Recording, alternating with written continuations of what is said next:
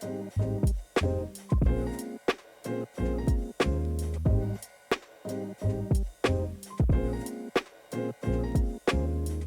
everyone, thank you for joining us today for this live discussion focused on a brand new feature from Unchained Connections.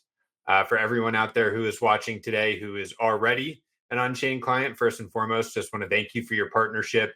For everyone who isn't, we appreciate your interest in our platform and certainly hope to have the opportunity to work with you at some point in the future. I'm Connor Dolan. I am a VP of Enterprise Sales here at Unchained, and I have the honor of being the host for the webinar today. We will kick things off here in just a few minutes, let people file in for those watching live. I'm really excited for the discussion today. Joining me is Justin Evidon, who a lot of you probably know within the space as Jevi. Jevi is a product manager on the platform team here at Unchained and is really a crucial part of the team that makes the Unchained platform tick. And he's on the call today because he has been monumental in the rollout of this new feature. So he's going to be joining us today to give us an in-depth look at how Connections works. And that includes a live demo of the platform to show you how to set up connections within your own Unchained account. Jevi, how are you doing today, sir? Fantastic. Thank you. Good. Well, we're happy to have you here. And as I mentioned, the purpose today is going to give an overview of Unchained Connections, which is a new feature we just rolled out.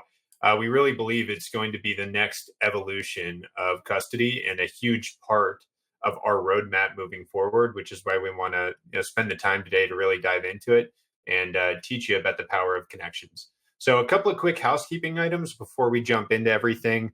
For those unfamiliar with the LiveStorm platform, in the bottom of the dashboard there, for those joining live, there's a couple of different buttons that'll be relevant. The first is the chat functionality. There's going to be great discussion going on in there, but there will also be really important updates from our team just in terms of resources relevant to the discussion. There's also a button next to that that says questions. At the end of the discussion today, we are going to have a live Q&A. And so throughout the discussion, as questions come up, feel free to submit your questions in that questions bucket, and that's where we'll be pulling from as we go through the Q&A at the end. Additionally, for those interested in just all things Unchained, certainly want to plug the Unchained newsletter. Comes out once a week and gives you an update on all the things going on at Unchained, either improvements or discounts that we're offering. So really good resource there. We'll include that in the chat functionality. And, since the discussion today is also related to just the platform in general, I also want to make a plug for the blog post that we put out where we constantly keep our clients up to date on the newest improvements of Unchained. So with that, why don't we take a look at the agenda for the discussion today? I'm going to start out and just talk through some of the core values of Bitcoin custody, which will really set the stage for what we do at Unchained and ultimately Unchained Connections. That'll lead right into the release of this new feature, Unchained Connections, as well as a platform demo. And then again, we'll end the conversation with the Q&A. So keep those questions coming. We will make sure to address all of them at the end of the call.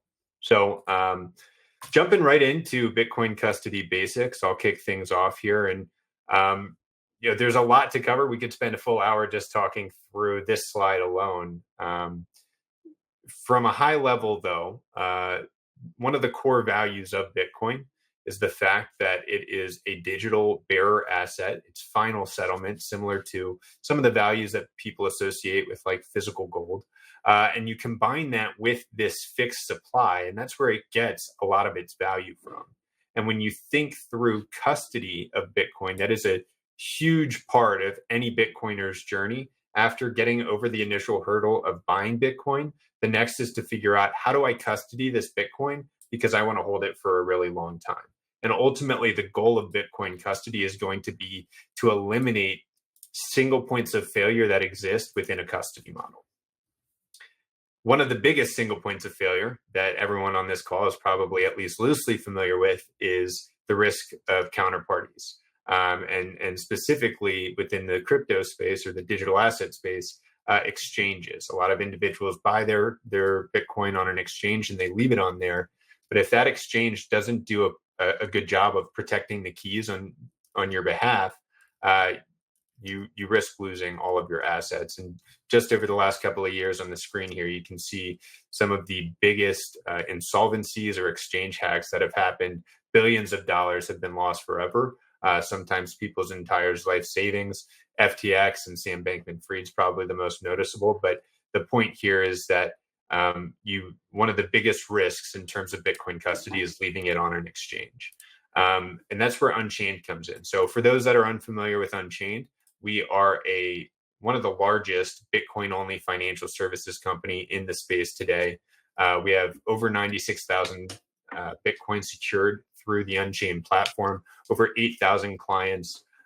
We've really established ourselves as a leader in this space. And the foundation of what we do is focused on empowering individuals to hold their own private keys to their Bitcoin in a way that eliminates some of the single points of failure that exist when you start thinking about holding your own keys.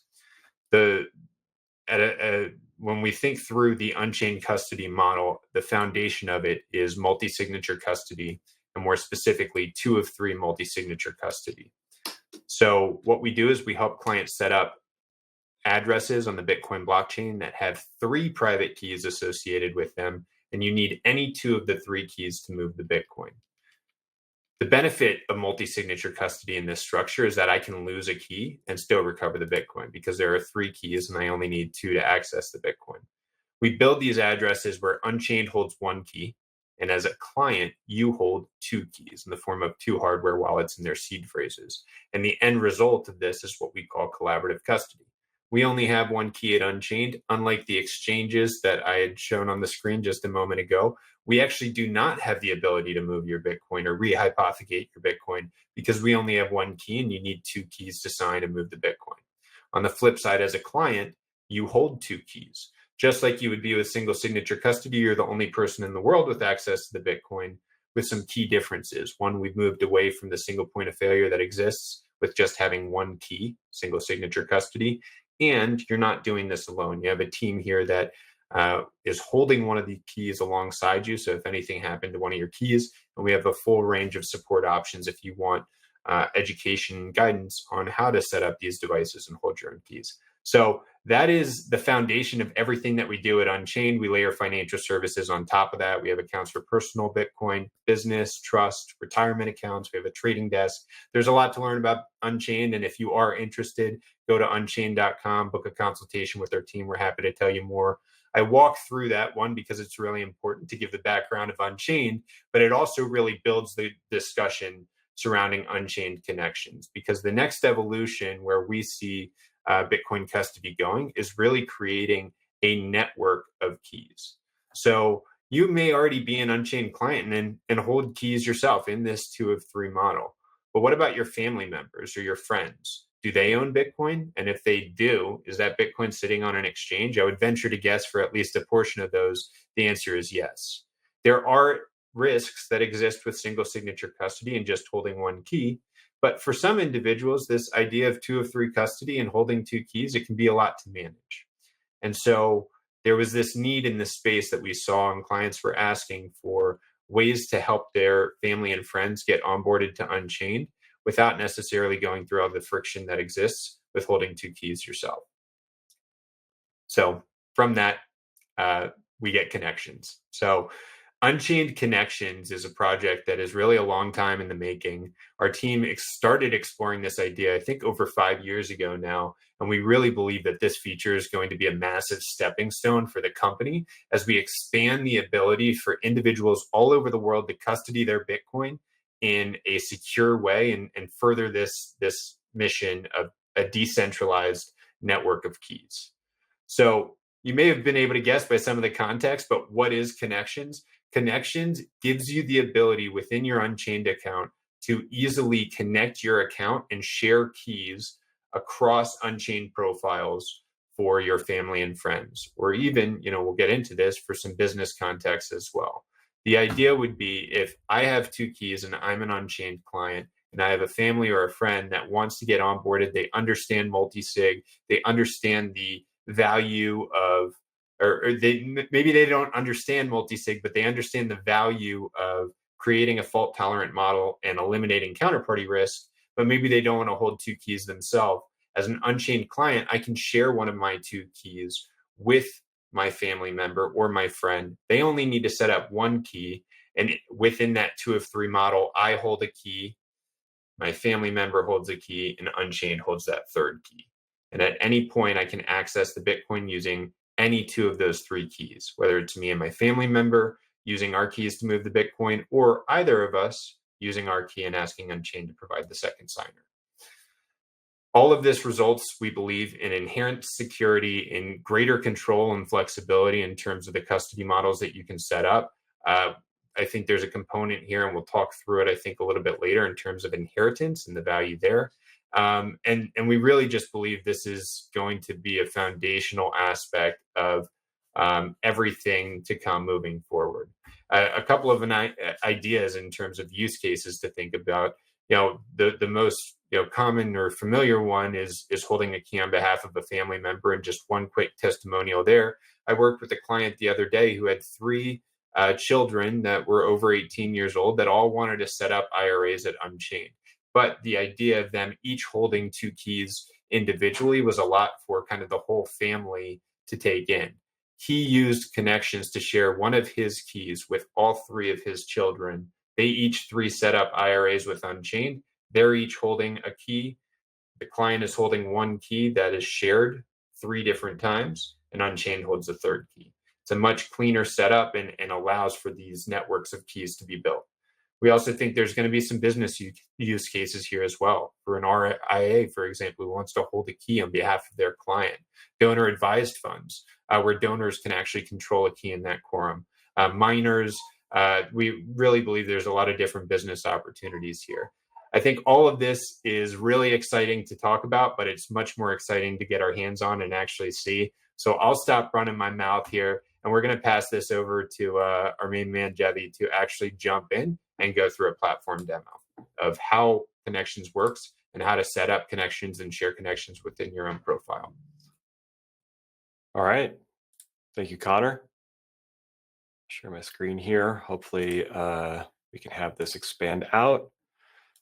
So what we are looking at here is 2 accounts side by side within the Unchained environment. On the left side, we have a business account operated by the Halpert family. And on the right side, we have John Jacobs, who is new and looking to use the Unchained platform to create a vault, but is only comfortable with holding one key, and the Halpert family business is going to be providing a key to them. So in both instances, they now have this menu item called Connections. All Unchained accounts today have access to this. And the first thing that you'll notice is a quick agreement to just acknowledge our terms of service and some of the potential things to consider when engaging in sharing a key and using a shared key for a vault. So I'll go through those quickly, and we have arrived now at the Connections page. The connection is split up, broadly speaking, into 2 phases. The first is creating that connection with somebody else. And then the second is, once you have a connection, how you share keys between one another. In order to share a connection code and establish a connection, you actually go through 3 steps. First, one side has to share a connection code with the other. Doesn't matter which direction that goes. That is really mostly to enable discoverability. We don't allow for you to search for somebody within our environment. So you need some way of being able to know who's who. The second step is to use that to request a connection from the other person. And then finally, the person at the other end is able to accept or decline that. Before I actually go into showing how that's done, I want to do a quick call out here. We have, as part of the initial rollout of Connections, an option to invite users who have not joined the platform yet, where we will package up an email that you can specify to those individuals, inviting them to use Connections. And once you provide their first, last, and email address, we will send them an email letting them know about connections, providing your connection code, and if they don't have an account, getting $50 off their account creation. So in this case, the Halpert family is going to share their connection code. So I'll copy that connection code from here and then go over to John Jacobs, and I'll paste that in and hit request connection. You'll notice right away that a pending connection request has shown up in here. And likewise, if I click over here, I can now see a pending connection request from John Jacobs, and we have the option to accept or decline. So I'll go ahead and accept. And now I'm able to view that connection. And on the other side, I will see the same thing. This is what we refer to as the connection detail page. It just shows the information about that connection. And as of right now, there's nothing being shared between the two. But in this case, I'm going to have the Halpert family share a key with the John Jacobs account. And so I click on this select a key to share. And here I am given a list of keys that are on this account that I'm able to share over to John Jacobs. I'm going to go ahead and select the Bravo key. We do have some callouts here helping you to understand what you're going to be sharing, what they're going to be able to do with it, and critically what they aren't going to be able to do with that key. And once I've read that, I'll click share this key, and now it shows as a key that I am sharing. On the other side, I now can see that Halpert family has shared their key with me as John Jacobs, and I am now able to go ahead and create a vault for the first time. So I'll click on New Vault, and I'll call this Deep Cold Storage. I'll click Next, and now I have the option to select my keys. Unchained is already involved as one of the co-signers, so I need to select what the other two keys are going to be. In this case, John Jacobs already has one key that he has aptly named the key. And the second key that is going to be used is the Halpert family's key. So now that I have selected those, I can click Next, a quick review, as well as agreeing to the Vault Service Agreement, and I am ready to create a vault. And it has now been created. Through the magic of computers, I will deposit some not real Bitcoin in here so that we can see what this actually looks like. After a quick refresh, you can now see that I have a confirmed balance of 21 Bitcoin in this vault, and I'm going to initiate a withdrawal. So in this case, I'm actually just going to spend to the next address in this vault. I will click here. I will be sending 10 Bitcoin as part of this. And on this next step, I'm able to select which keys I'm going to use. By default, the two keys here are selected.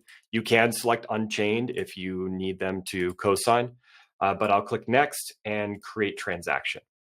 At this point, I'm being given the option to sign this transaction. One of the things you'll notice in this situation is that for existing customers, you may recognize that there is a fourth option in our key selection, which is our internal testing QA option. That is not a new feature that is available. You're just getting a little peek under the hood here. But I'm going to go ahead and click Ledger, and I'm going to sign with this device. 1 second here, test, sign. And I'm going to go through quickly and sign this.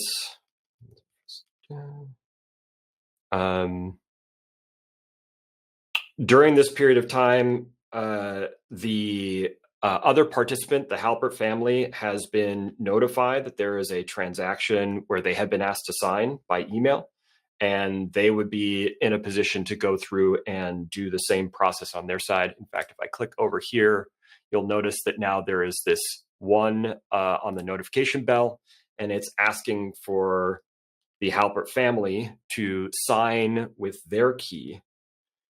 Let's move through this. Unfortunately, these devices sometimes take a little bit of time processing.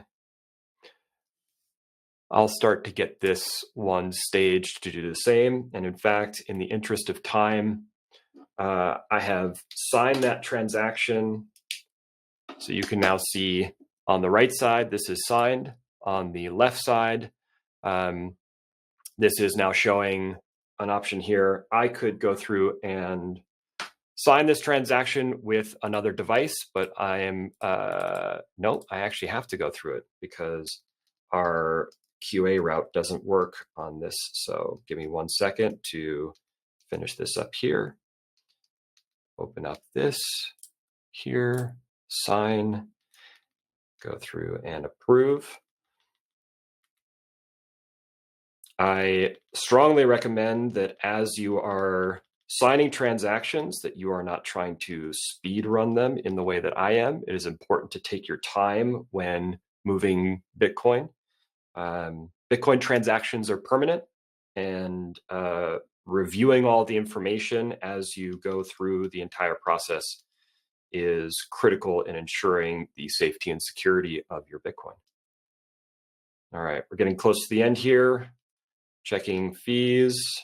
I'll sign this transaction and I will accept that. And that has now been processed. So both of these keys have been signed. And one of the things that you'll notice right away is that on the Halpert family side, this now just says waiting for broadcast. So the Halpert family is not in a position to be able to broadcast the transaction. However, if I refresh the page on John Jacobs' side, the person who created this vault, they are in a position to broadcast this transaction. So we have created a permission structure that explicitly only allows for transactions to be created and broadcast by the entity that has created the vault. Any of the shared key participants, in this case, the Halpert family business, they are only allowed to sign a transaction in that connection vault, and only if the vault owner has requested them to be a signer. So I can go ahead here on John Jacobs' personal account and broadcast the transaction, and that has now succeeded. So that's just a very quick run through of the process for setting up a connection, establishing a vault, creating a transaction, and some of the interactions that occur within.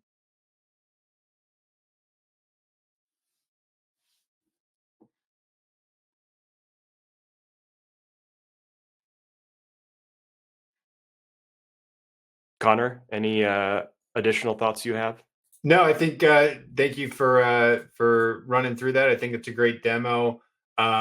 If you don't mind, maybe just hitting on a couple of the points here that are shared on the screen in terms of, Oh yeah, I think you touched on it a little bit, but just in terms of the kind of some of the permissions, we already have questions in the chat regarding who can see what and how the signing process works. So maybe that'd be a good way yeah. to So go on it.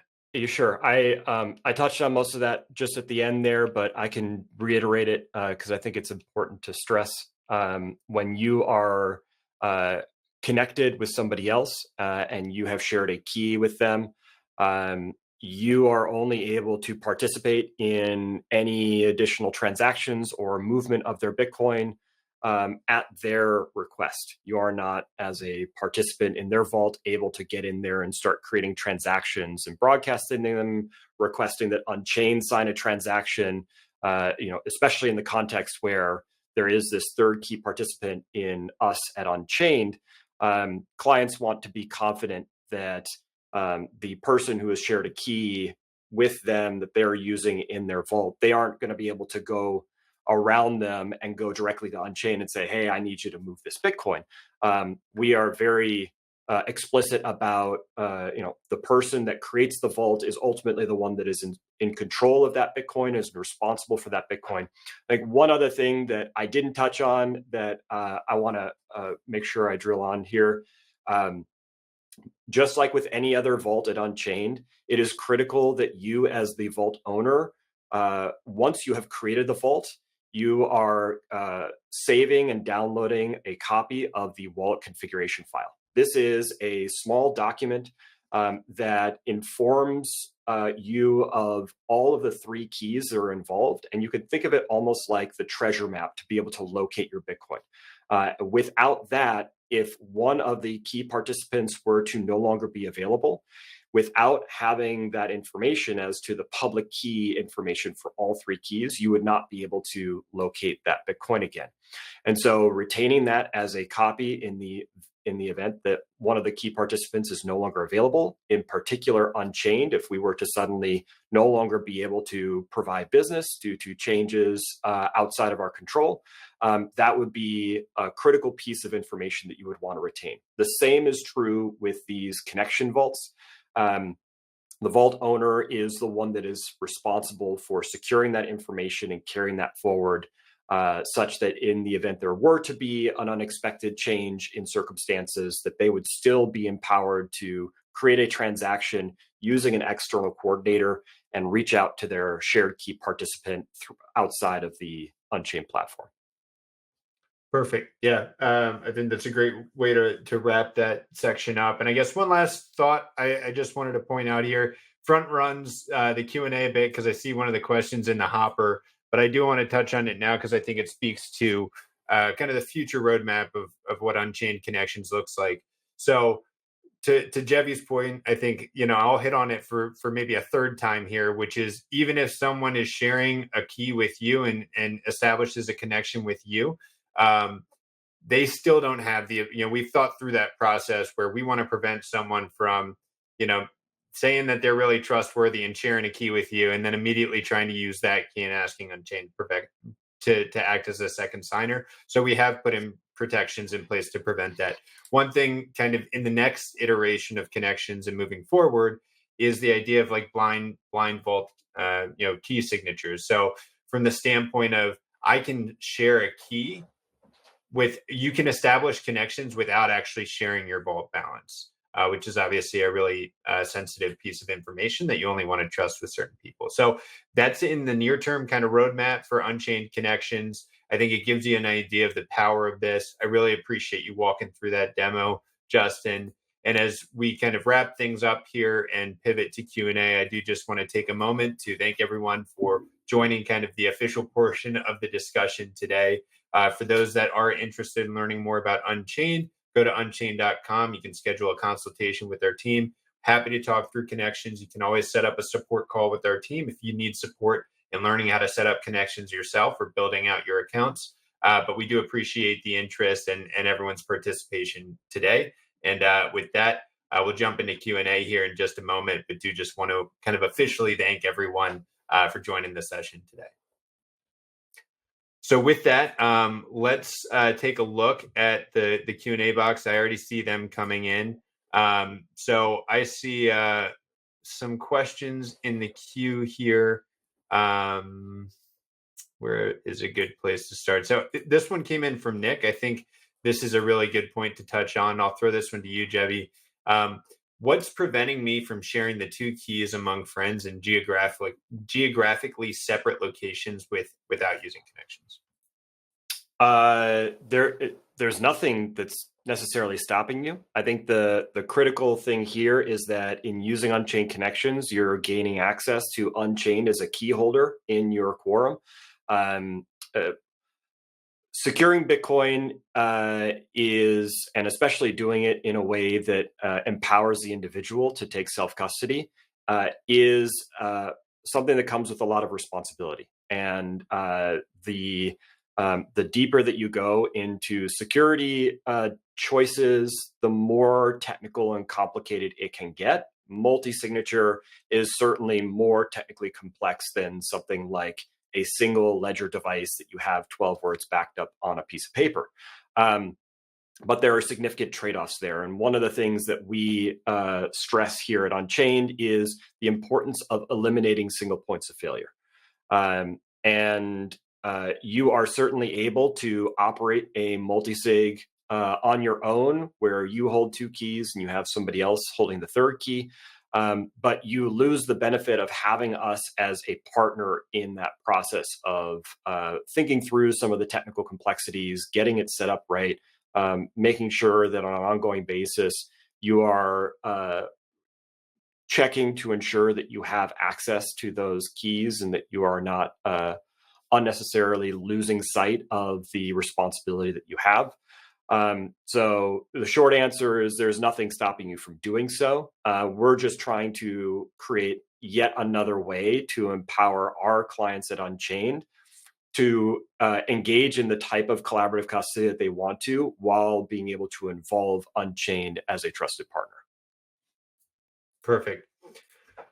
This one comes from Ty, and I can handle this one because it's a pretty straightforward one. Does Connections work whether Bitcoin is held in an IRA or a general account? Yes, the answer there is yes. So as an Unchained client, I think a couple of important components or reminders. So we have multiple different types of accounts: personal accounts, business accounts, trust accounts, IRA accounts, and you can theoretically have any number of different 2 of 3 multi-sig vaults built under all these different account types, all different addresses on the blockchain, but importantly, all tied to the same 2 keys, all tied to the same 2 hardware wallets. So as an Unchained client, you're only going to need 2 keys, 2 devices to manage all of these different vaults. And that's true within the context of me setting up an Unchained account for myself. That's also true within the context of Connections. So to answer your question directly, Ty, I can use one of my 2 keys and use that to share as many times as I'd like within different accounts as well. So maybe my mom wants to set up a personal account and an IRA account, and I want to share my key on behalf of both of those vaults. I can do that. She still only needs 1 key, 1 device. And another question, just because I see it here, will today's slides be made available after the presentation? We are going to, I don't know if the slides are going to be made available, but we will have a recording of this session, which will include the whole slide deck on there. Okay, this is a really important one to talk through, so I'll just tackle this now from Bruce. What are the costs? Can someone create a free Unchained account for the sole purpose of holding one of these keys? So all of the accounts at Unchained do have an annual account fee associated with them, starting at $250. We do have the option for concierge onboarding if you or a family member wants to hop on a call with one of our experts to actually get support in setting up a device. But if you feel comfortable setting up your family members or your friends' devices alongside them and helping them get set up, then the cost is going to be $250 annually for an account with Unchained. If you use that promo code through the Connections feature, you will get $50 off that first year. Some more questions coming through here.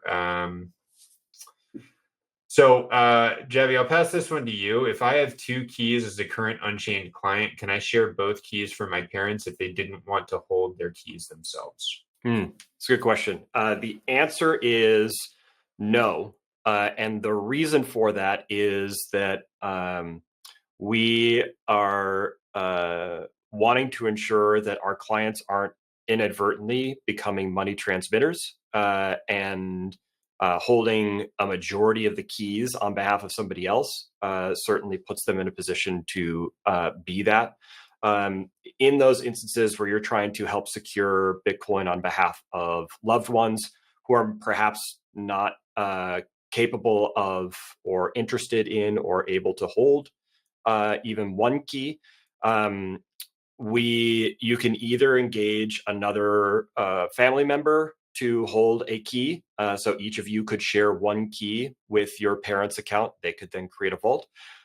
Or we also have our delegated custody offering, which is where you can engage an institution to be a key provider and act as that kind of additional key in your quorum. There are additional costs with that, but you can certainly reach out to our team and they can talk through that process. Yeah, that's perfect. And actually, as you were talking, another question popped up asking, setting up their mom with them holding 1 key and a brother holding another key. And that's exactly kind of a way to solve for that, given the constraints that exist on that side of thing.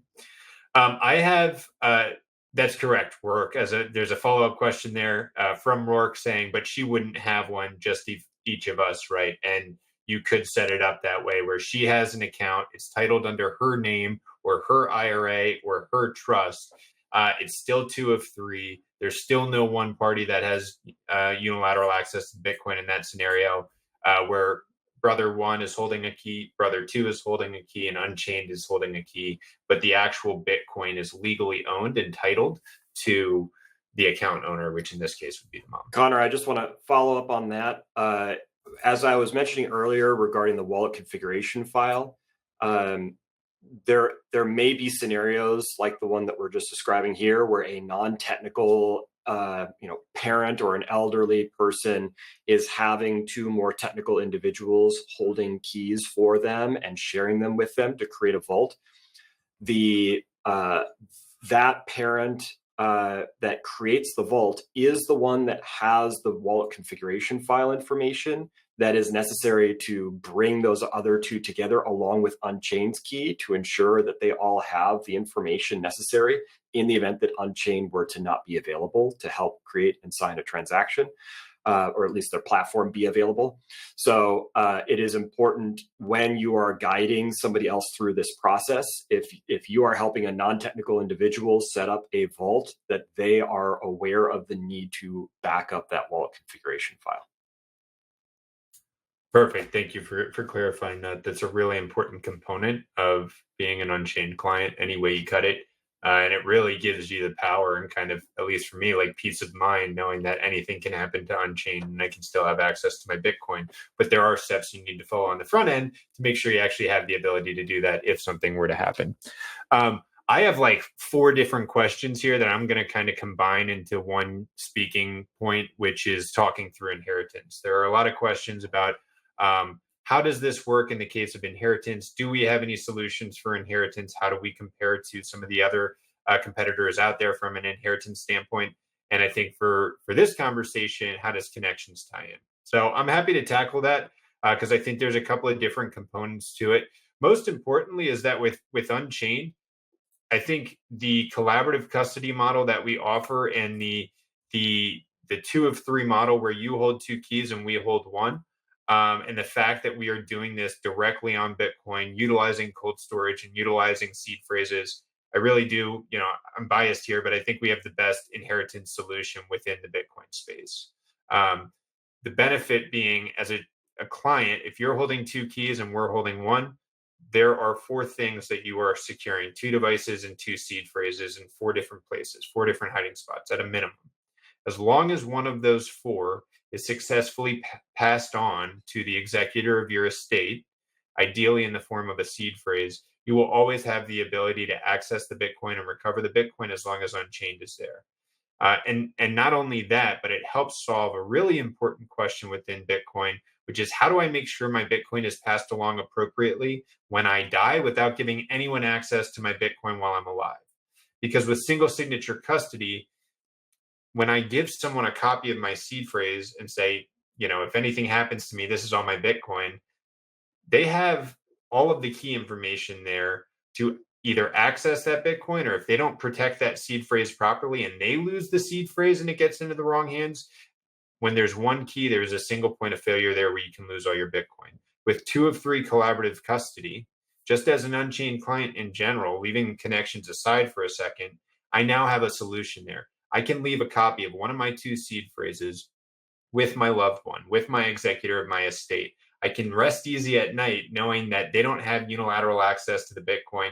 If we get in a fight and they want to steal all my Bitcoin, or if someone breaks into their house and steals a seed phrase, the Bitcoin is still safe because it's only 1 key. But when I die, they can reach out to Unchained. And as an Unchained client, we're going to work with the executor of your estate to help recover the Bitcoin once they've provided proof that they're the executor, proof that you've passed away. And then, of course, they need a copy of one of your 2 keys because we only have 1 key at Unchained by design. That's how the inheritance process works more broadly. We do have something called the inheritance protocol, which is a step-by-step guide we created to make that process a little bit more seamless and straightforward in terms of ensuring your executor has a copy of one of your 2 keys.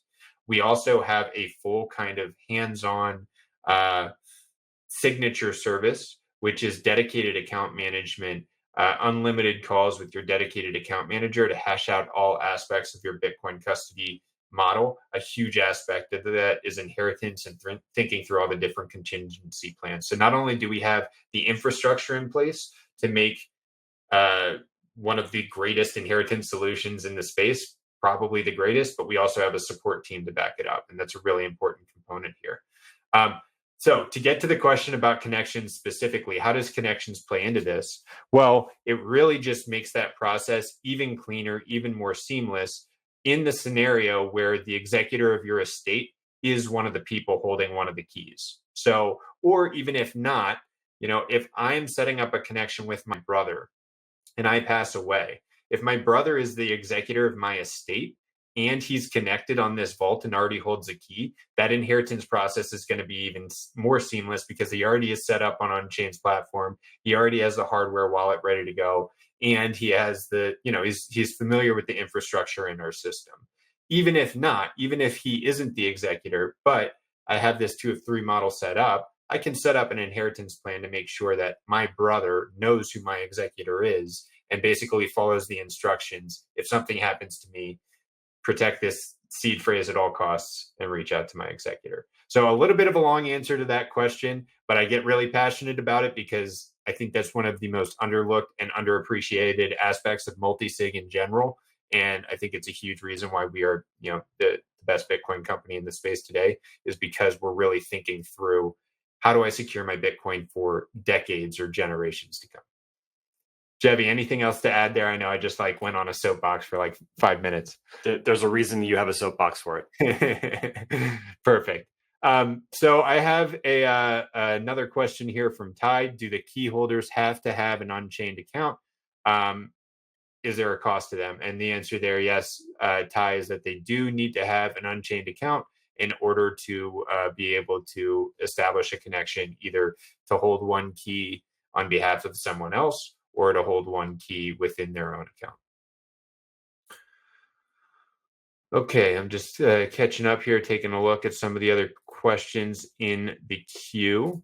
And this one is for you, Jebby. This comes from John. Just kind of questions about how key checks work within this process. I think that's an important one to touch on. Maybe just very quickly talk through what a key check actually is, and then talk through how that works within the context of connections, if you can. Absolutely. So key check at Unchained is a tool that we provide our clients to be reminded on a regular basis. At this point, it's a quarterly reminder cadence to just verify that you are in a position to communicate with the Unchained platform using whatever device it is that you are using for your private key. In the event that there's an urgent need for you to engage in a Bitcoin transaction, or just because you are maybe less technical and less comfortable with having confidence in your ability to use your private key, that this is a way for you to ensure on an ongoing basis that you know how to interact with the platform. And this is an optional thing. You can disable them once you've created a key on our platform if you so choose. But we encourage people to build that in as part of their muscle memory of just getting confident in using their device on the platform. And it allows you to do so in a way that doesn't require you to sign a transaction. The transaction being signed does actually count as a key check and will reset that timer. But you can otherwise do this without having to sign a transaction.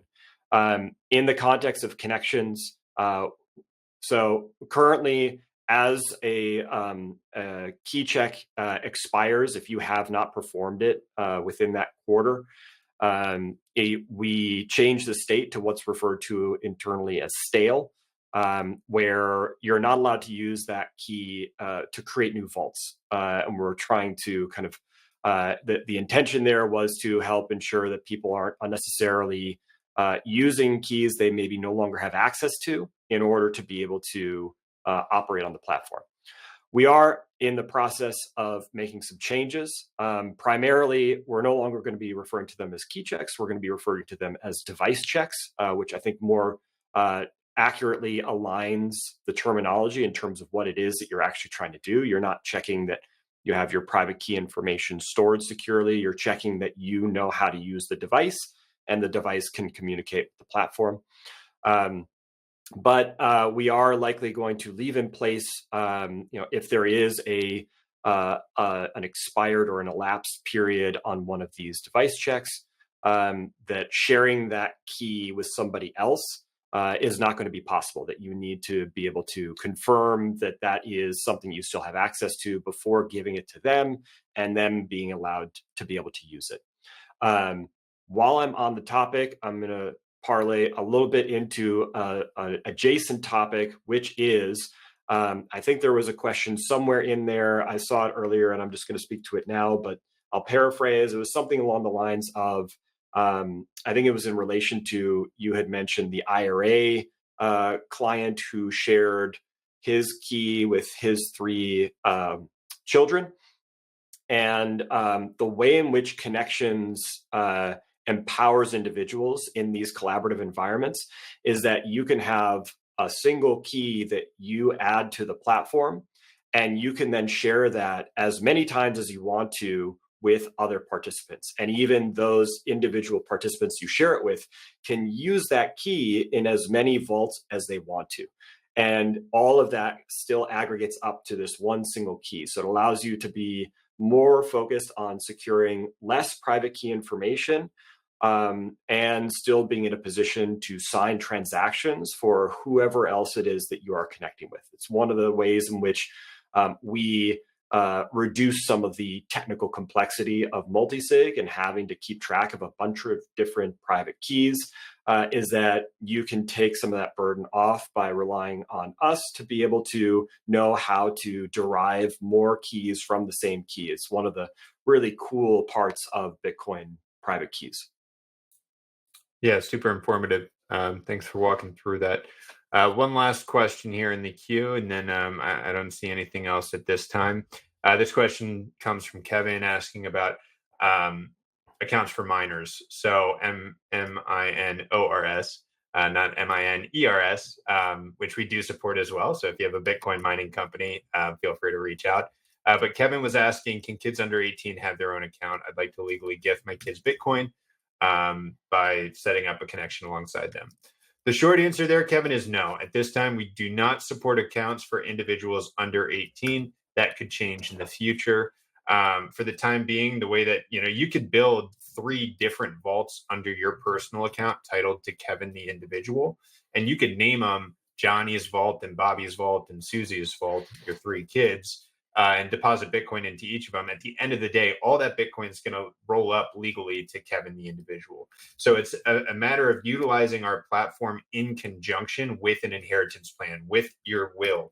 What a lot of clients will do is set up a family trust where you have a lot more control and flexibility over how your assets are treated when you pass away. And then they set up a trust account with Unchained, use the information to establish an account based off of the trust, build an address titled to the trust, and buy Bitcoin through our trading desk and deposit it right in there. Now you have Bitcoin that is owned by the trust. When you pass away and the person reaches out to Unchained and we help them recover the Bitcoin, any Bitcoin sitting in that trust account is going to be owned by the trust and follow the estate plan that is outlined within those trust documents. So that's probably the best way that it's probably a better way to do it anyways, as opposed, from someone who can't give legal advice, it seems like trusts are a really good tool to utilize within inheritance planning in general, but especially within Bitcoin. Connor, there's a couple more technical ones that I can just grab quickly. So one of them, what node are you using? So we have our own proprietary internal node that we use to track activity on behalf of our clients.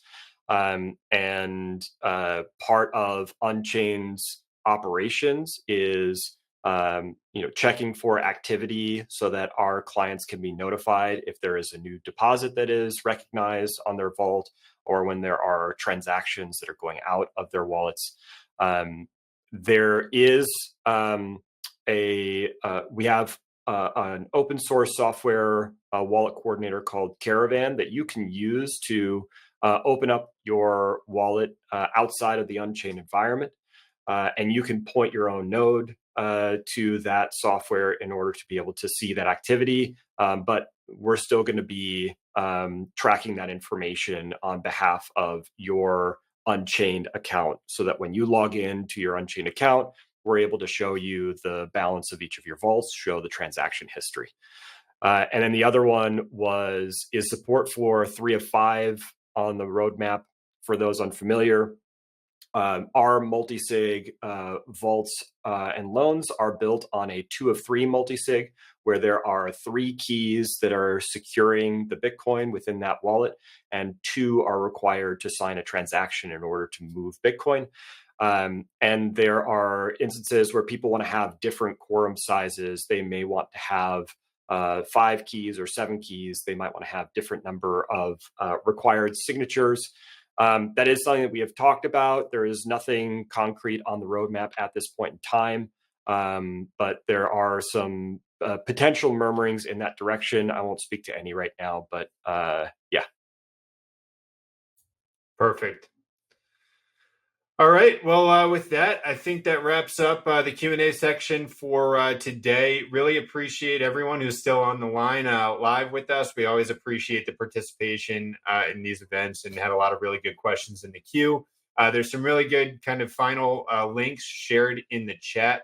For those watching on YouTube, unchained.com/connections is a great website to learn more about connections in general. If you want to set up time with the team, just go to unchained.com. Click on schedule a consultation, and you can book a free call with one of our team members to just learn more about connections, certainly, but about our platform more broadly and the services. Justin, thank you as always for your time and your in-depth knowledge and expertise on all things Unchained and Bitcoin. Certainly super informative. And I just really enjoyed the discussion today. With that, we'll wrap things here. Thanks everyone for joining, and hope everyone has a great rest of the week.